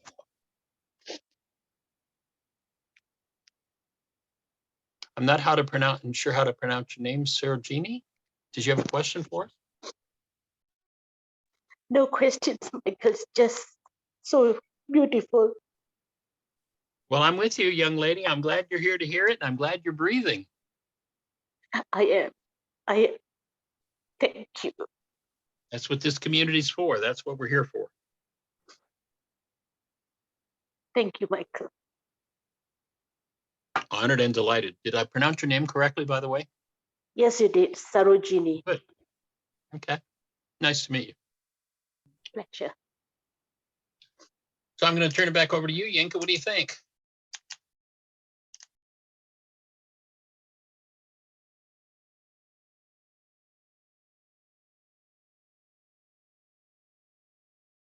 Are you with us, Yinka? So I just realised I was muted. We've got Sasha that wants to ask a question. Okay, let's go for it before we get into the next chapter. Yeah. No, it's Sasha, sorry. Oh, sorry. You need to unmute Sasha. Hey, Sasha. Hello. Yeah, you were talking about the structure and the 4 generations, I think, that we bring Yes. with us, and the bloodline and all that stuff. I don't quite understand what you're meaning when you're saying that is all with us. Is it because of the things that we pass as in information, memories, or is actually in the unconscious? Okay, can you explain that a little bit more? Sure. How is it that we have it? Let's imagine I've got a brand new computer. It Yeah, would be analogous to a new baby. And there's an operating system. yeah, And I have 2 old computers, which happens to be the situation right now with my computer. mhm, And I'm going to take the data from those 2 computers and put it into my new computer. I yeah, put all that data in. If there's any corrupt data, my new computer has in its structure that corrupt data. If those 2 old computers were based on input from 2 other older computers, and there was corrupt data in those older computers, then there's going to be corrupt data in the source computer for this one new fresh computer, and that's going to be stored there. So we're talking about energetic patterns. mm, If you go to the opening words in the book of John, where we're told by the Greeks that it says, in the beginning was the Word, and the Word became flesh, doesn't say that in Aramaic. That statement is in Aramaic is a statement of how it is we create. What it says is, in the beginning was the mind energy, and the mind energy became flesh. So the mind energy that runs in my mind literally organizes my physiology. If you go to the cell biologist laboratory, they're proving that today. What they're saying is that think a thought, that thought produces a molecule. The molecule is called a neuropeptide. That neuropeptide circulates around in the structure until it finds a cell with a receptor site that matches. It lands on the receptor site, and see that hand that's on the screen in front of you, that graphic? yes, So let's imagine that's the cell. yeah, And those red lines, red, yellow lines, are receptor sites. So we get a neuropeptide that mhm, matches one of those receptor sites. Now imagine you're inside the hand looking out toward that neuropeptide entry. yeah, When it inserted itself in the cell, what you would see from inside the cell would be what we call a chemical entering the cell. And it's going to alter the state of the cell. That's how the mind and the body work together. mm, You know, they've tried to separate mind and body. And to try to separate mind and body is about as ridiculous of, well, let's say that we have a coin. Let's say we have a 1 pound silver coin, And on one side of it, bless her heart, is Queen Elizabeth. And on the other side is, I don't know what would be there, might be Buckingham Palace. So we say one side is the head and the other side is the tail. I would like you to separate the head from the tail of the coin. At which point can you separate them? How do you do that? Yeah. You can't. No. At which time do you separate the mind from the body? You can't. Mm. When you think a thought, it becomes what we call chemistry in the cell. When you remove that thought, when you remove that thought disorder, that hate, that fear, that rage, that guilt, that pain, that trauma, whether it's yours or it came from 10 generations back from an experience your great grandfather had in relationship to your grandmother. Yeah. That energy is passed just like when we moved computer to computer to computer to each fresh generation. Yeah. That's what they meant when they said the sins of the fathers. The energetic patterns that are off the mark will be passed on generationally until somebody wakes up and says, oh my God, look at this piece of hostility coming up in me. And every time Bill shows up, that hostility, man, I put it in my brain's image of Bill, and I'm sure it's Bill's fault. And man, I've been blaming Bill for the last 10 years. But, you know, somebody just pointed out that 15 years ago, when I hadn't even met Bill, it was Harry. And I was blaming Harry for it. And then just the other day, I ran into somebody that said, oh, I remember when you were a kid and there was that guy Blair in our classroom in school and you used to blame him for the same thing. I wonder if that's yours. And maybe it's a replay coming through from great. Am I willing to confront, open, and let those things come out? If I am, then I'm now stepping into process work. And I can't do that without the active presence of love. Doesn't happen. So the idea here is what the forgiveness worksheet does, the reality management worksheet does. Yeah. And again, there are 2 or 3 in the archives. Our radio show right now, we're actually the process, we're going to create a series out of it. We're on today was our 7th day of a conversation where we've been interacting with a gentleman who's really been curious about the forgiveness process, been kind of hanging around for a while and had a lot of questions. So 7 days of shows, they haven't been consecutive. There've been some days we haven't had that conversation. It's been nothing but question and answer about the worksheet and the foundation of the forgiveness process. So can access that on our website. And we're at step, of 7 steps, we're at step 5B after 7 days. So it's a really in-depth conversation about here's how the worksheet works. It collapses the perceptions that old thought disorder from great grandfather Yeah, is the weaved into a picture of them. And when I learn how to collapse that, I can access that directly. And I may actually directly have memory of what happened to that ancestor.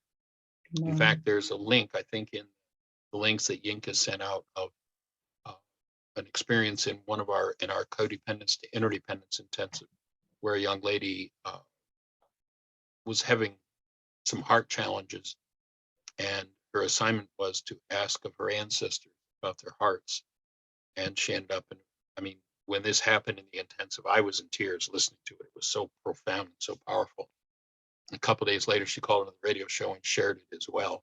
And I was in tears once again. It was so profound to hear her literally long past grandfather, might have been great grandfather, responded and told her about his rage and why he abused his wife and his children and how much pain he had over the fact that I think they came from Lithuania, correctly, where there were poverty there, and they thought they were coming to the streets of gold, and ended up literally having to dig a hole in the ground to have a home, lived in a cave, and how he was in such terror that if the crops didn't produce, his family would starve. She moved and processed that with him just so powerful. And that's all in us if we're willing to develop the sensibilities to tap into it. If we just live on the surface mind, that little 9-bit mind, we can pretend none of that's there. And what we're looking to do is to come out of unconsciousness, come out of the desert. Yeah. And then when you get into the promised land, which is the alternative to the desert, again, this is a metaphor, it's allegory. What had to happen to get out of the desert? What did they say? They said, and you know, they talk about in that particular allegory that this group of very bright people who understood astronomy very well were lost for 40 years in a 35 square mile area. You know, that doesn't make any sense. But when you realize the desert is a code word for the unconscious, most people live the first 40 or so years of their lives in oblivion. I don't know what's going on here. Just, you know, here's my pain, here's my trauma, here's my, yep, and it's Bill's fault, Harry's fault. And then when you start to get conscious and process through the unconscious, when you learn to bring love, conscious, active, present in you, everything changes.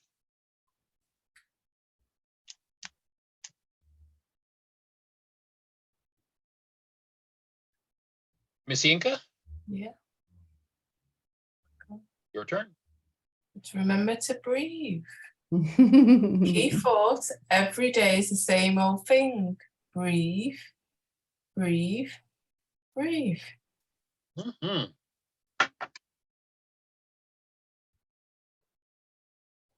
My wife Jeannie likes to tell a story about a church group. When she was a teenager, she worked with youth, young kids. They went to a conference, and at the conference it was a Jewish man who presented, and she shares that in the Hebrew language the name of God is not pronounceable, and that it sounds like the breath. That's why it's not pronounceable. And the question he posed, she shares oftentimes in her workshop, the question he posed is, when you become alive, is it because you took your first breath or you first spoke the name of God? And if you die, will it be because you took your last breath or because you stopped speaking God? The very breath is the life, and the energy field in which you live, move, and have your being is love, and it is breath. And without it, die. Most people kill themselves in short increments. They subventilate most of the time. Whenever any kind of hostility or fear is moving, they cut the breath off.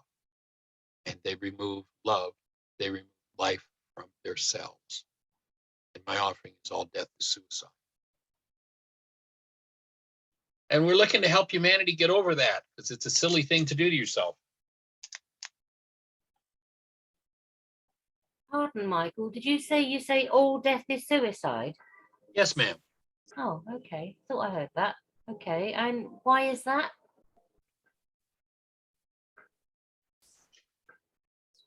Because we engage in disintegrative energy. And remember, disintegrative energy means engaging in an energy that's off the mark. Energy systems are eternal. They can neither be created nor destroyed. My background, as I said, is in physics. So an energy system can't be destroyed, but its form can be changed by putting an energy into it that is incoherent with its current state. So each energy that you put into a coherent energy system that is incoherent relative to that system starts to change the structure of that coherent system. The wages of sin is death, is all there. That's all it means. It's if I put in something that doesn't belong in the system, an energy that's incoherent, then the coherent state, which I call my body-mind unit, starts to change. And ultimately, if we put enough disintegrative energy, enough quote unquote sin into it, it falls apart. We die, and we do it to ourselves. It's not required. Okay. But it's a habit that's been going on for so long. I mean, everybody in your bloodline and everybody that's listening, and my bloodline over 120 is already dead. So you know what I know? I know that death is programmed into your structure and mine.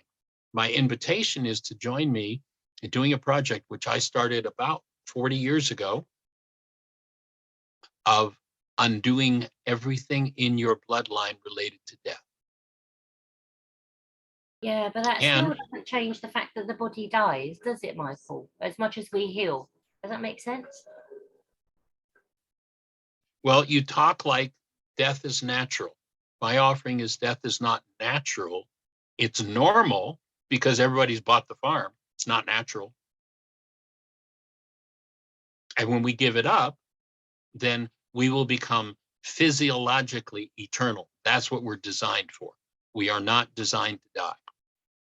Again, go back to the ancient physics teachings. And what they said is the wages, not the wages of sin and death, but with man, death began.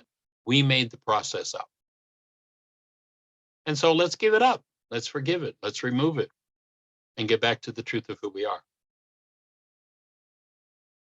I mean, I do agree we will live longer if we heal when we heal. Yeah, but this body at this moment does end, doesn't it? No matter what Time is happens. not toxic. Time has no effect on human tissue under any conditions. It is the belief in the effects of time by those who subscribe to such a belief that acts as a poison. Time isn't the enemy. Our mind energy is. The mind energy of hostility and fear is the enemy that creates death. It is not time.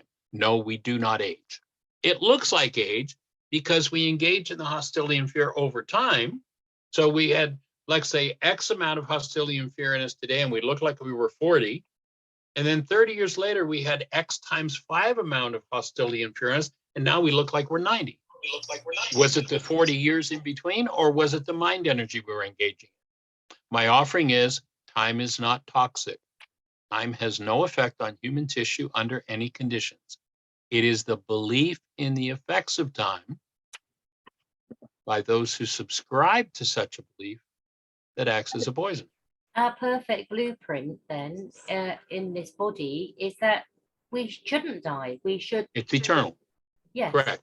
Okay. We overlaid the blueprint with hostility and fear and rage and guilt and grief, loss and drama and trauma. And in so doing, we created death. Let's give it up. Let's forgive it. And you know what? I might be totally and completely in error with that. And if I am, here's what I promise. It will not hurt you one bit to engage in that as the truth and go for it. But if I am correct, going the other way will kill you. So, looks like an easy decision to make. Because I'm just conscious of time. We've got Rebecca. I'm going to leave that as the last question. If that's all right. Okay. Go through Go for it. Slides. So Rebecca? Yeah, so just going on the back of what you said just now, actually, because I did a meditation the other day. I did some breath work and then I went into like a trancey kind of state, and I got this message that you don't die if you stop breathing. It's just that everyone believes that we die because we stop breathing, and because that's what every single person believes. That's why we die. So it's interesting. We've been brainwashed. Yeah, because that Time to came give through up the to me in my brainwash. meditation. Yeah. But You're I don't right really know on. what to do with that. Breathe. Breathe. One of the Yeah, things it's the mind interesting will do, You say that. we do an intensive called codependence to interdependence. And in that intensive, I point out what I call the pseudo solutions of the non-being mind. There are about a dozen of them. The Okay. number one pseudo solution is, if I could just figure this out. Guess what? You can't figure it out, but you can forgive it Yeah. and breathe. Interesting. So my question was, why is 95% of our mind unconscious? I would offer that we've simply dissociated from 95% of the content of our unconscious, of our minds. But it's an unnatural state. We're not designed to have that barrier Are we supposed to be fully conscious? fully. My And- offering is that we should have a conscious mind and a subconscious mind, Okay. not an unconscious mind. And the more work we do, does that mean that we become more conscious? Correct. The unconscious, that which we were not aware of yesterday, becomes conscious. Because I feel like I'm becoming more conscious. That's it. I feel like I'm very conscious, but I'm probably So- not conscious as I think I am. But So you're opening the veil of your temple and becoming more aware of what's moving in there. mhm. That's the idea. And then my final question is, Often when I do this work, I feel quite unwell after. Is that normal? Yes. Okay. Well, if you go back and listen to any of the archives where we did a worksheet with someone, we explain in step 2 of the worksheet what's called a healing crisis. In the system of Okay. medicine I'm trained in, a healing crisis is a state where I hit a new level of vitality. I'm willing to access something that I've dissociated from myself. And when that energy came into my energy system, if I was in denial, I hid it from myself. And as I hid it from myself, I became symptomatic. That expressed physiologically. And then dissociated from it, it's hidden away. I think I'm never going to have to deal with it again, but it's actually creating deterioration and symptoms in my physiology. When I choose to allow that particular issue to come to the surface and I work through it, I'm becoming conscious of what was there.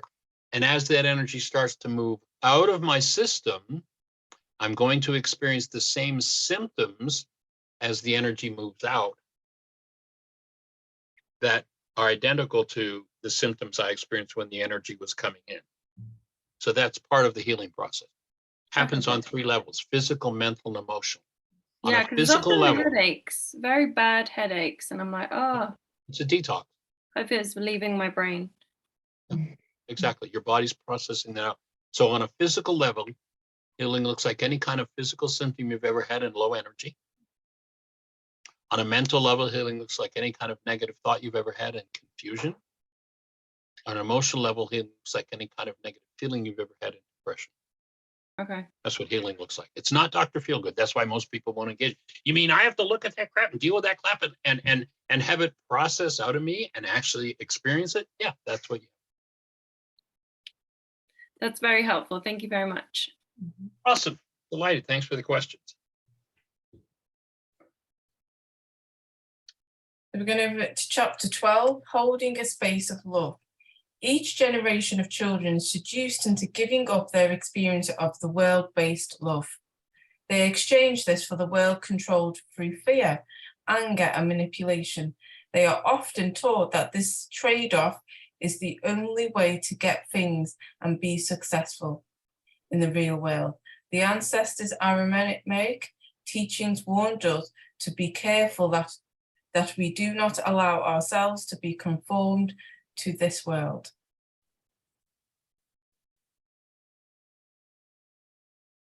So this is the best exercise I know to practice and strengthen your ability to hold a space of love is to close your eyes and allow yourself to become quiet.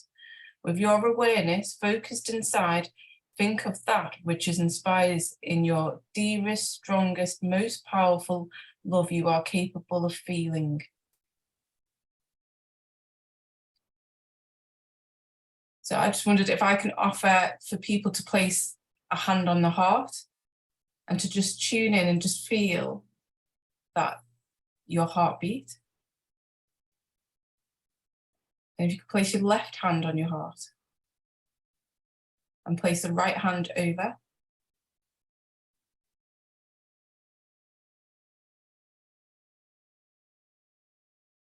And between you, your hands, and your heart, place a newborn baby, if you've ever held a newborn baby, or an animal. It could be a plant. Just between your hands and your heart, and just feel into that.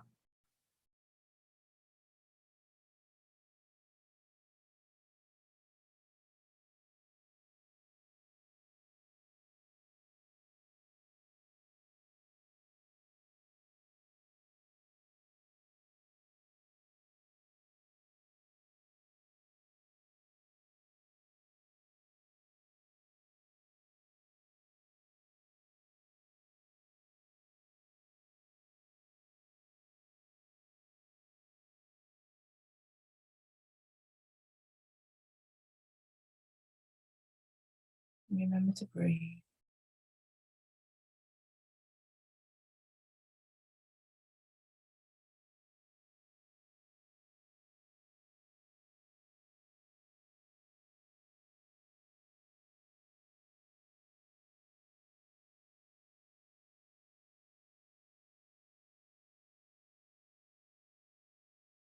Now, having done that exercise, and thank you, Inka, for guiding it so beautifully, the question we'd ask in a live workshop. So, what is the nature of that newborn? Usually we'll put a list on the board, and it will be things like purity, sweetness, and everything focuses around the word love. Most people describe the energy of the newborn as love. And then back to the moment where you're holding that newborn and tapping into that newborn energy.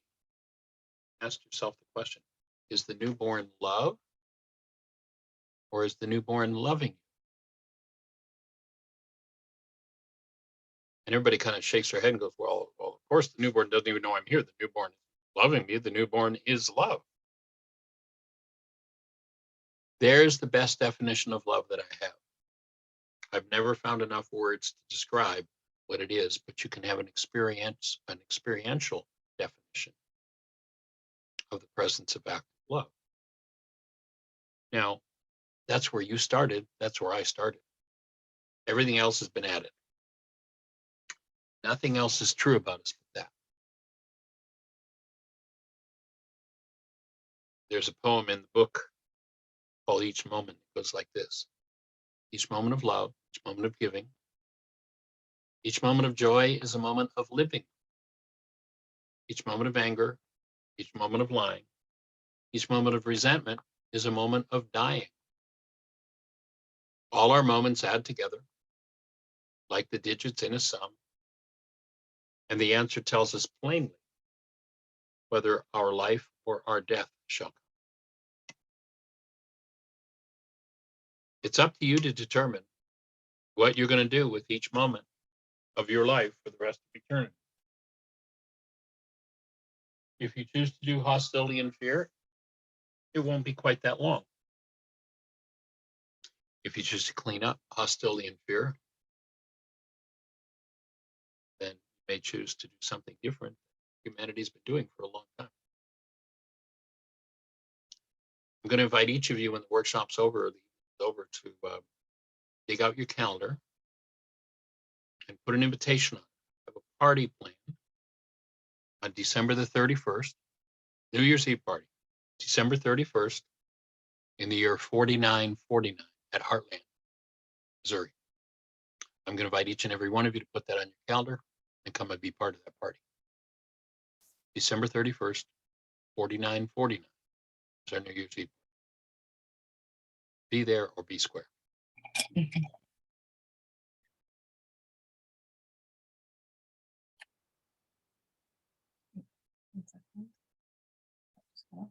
So the only permanent solution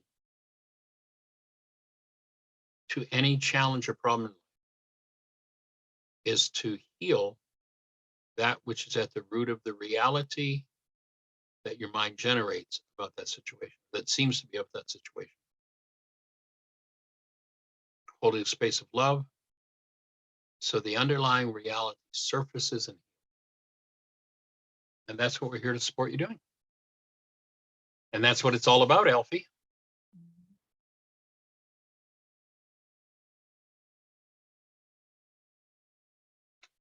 Does that leave anyone with any questions? And is everybody breathing? Just breathing. Okay, I've got a query. I was talking to my bereavement counsellor about my worksheets that I did. I managed to do a bit more work, and we were talking about the brain, and she said that animals, when they're born, they can walk, they can do things straight away, but a human is just love, really, we agreed, and they've got to learn this behavior. You said this, and the reason for that, she postulated, was that if we had all this ability when we were born, our brains would be too big to go down the birth canal. Anything to say about that, Dr. Michael? Well, not really. okay. It was on my mind, and I thought I won't ask it because Yinka wants to wrap up, and then you asked any questions, so I thought, well, yeah, okay, all right then. Awesome. Much gratitude, Michael and Yinka. Delighted and honored. And remember that 5 days a week from 1 till 2 o'clock Eastern time. And we're 5 hours behind you if you're in London right now, that time zone. Mhm. A And I radio will- show can be accessed from our website, which is www.whyagain.org. It can be accessed from the Forgiveness app.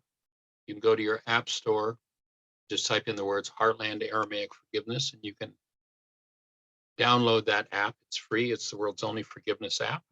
You can do the worksheet process right there on the app. You can also hit a button on any page of the app and send us a question. We'll answer it on the radio show and then send you back an email that tells you when and where we answered it. Mhm. And I will put all this in the chat as well in the WhatsApp group, so you can all find it easily. Awesome. Mhm. And I'll put out the thought, if Yinka has said each week that we've done this, if anybody chooses to support, then there's a link there in email that she sent out. And at this point, we'll put out a request as we move into heading up to a new year. Jeannie and I, or myself, Jeannie and I have been married now 18 years, been together 19 years, but for the last 40 years, up until 3 years ago, I was on the road, and then for the first 15 or so, 16 years that Jeannie and I were together, we traveled and taught, did our work, went anywhere in the globe we were invited. And basically at the end of each workshop that we did, we invited people, and it was always done free. We paid our own expenses, invited people if they like what they got, it's making a difference in their lives, that we're in a position to support us with a donation. And 3 years ago, Jeannie's dad became ill, stopped traveling. And that put a big hole in cash flow, of course. And then COVID struck, and haven't opened our teaching center since 2019. Last session there was in 2019. So it's just been sitting there, and we got hit with some $3,500 tax bill we weren't expecting, and along with some other things. The center's just been sitting there. Of course, the fans and the refrigeration has to run, the air conditioning has to run, all those things. And so if you're inclined and you'd like to offer some support, we could use some support in the cash flow. Mhm. Other than that, we're delighted that you're here and honored, and any support we can be, call the radio show, tap in, you can listen to, you can register with Blog Talk Radio, and you can ask questions in the chat room if you're listening. And there are over 4,000 hours of free archives of the show in the on our website, as well as if you go to YouTube, there's our video channel. Just look for MICHAELRYCE YouTube. Dozens of videos there available. And any way we can support you, we're here to do that. Appreciate the opportunity to share these thoughts with you. Well, I express so much appreciation, Michael, for all the time that you've given this group and to us. So thank you so much. You're welcome and deserving. Mhm. And obviously, if anybody does want to donate and express appreciation for Michael's time that he spent with us today and support him in these teachings, because I personally think everyone should know these, whether they believe them or not, they should have these tools to practice for themselves to see the results. Yay. And there was a post, I'm just looking through the posts in the chat room, and it said, if we heal ourselves in this lifetime, can this have a healing effect in the timeline of our ancestors? Yes.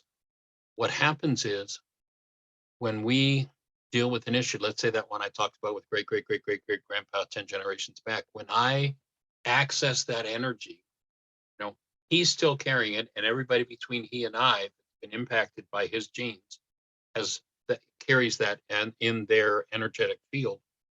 When I process through that, one, I can remove that from my own structure so that if I were to conceive a child tomorrow, that energetic pattern wouldn't be there. So my future generations would be freed of it. And I've opened the energy window for anybody in my bloodline that's been impacted by it to also heal. I can't force them to go through. You know, imagine I've got a sliding glass door and the glass door is really hard to move and somebody goes and tries to move it and can't get it open. If I do the work required to open that door to deal with that particular energy pattern, then I've made it easier for the person who went before me, who was impacted by that, to also go through that door. I can't make them, I can't force them, but I make it a whole lot easier for those who did not have the awareness or the tools to process through what it is they need to process through.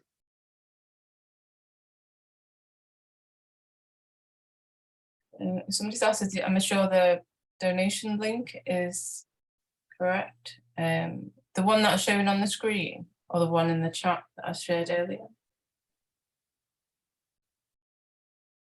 Let me just copy that on the screen. Let's see what the one.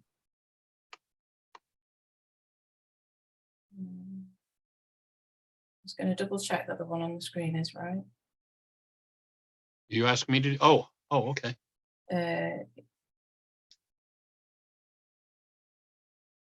There's one in the chat that I put in the chat. I think that might be more accurate. Yeah, I don't think that that support this work donations is accurate. But if you just go to our website, why.org. Sorry, the one that I've got on the screen isn't right, but the one that I put in the chat now is the right one.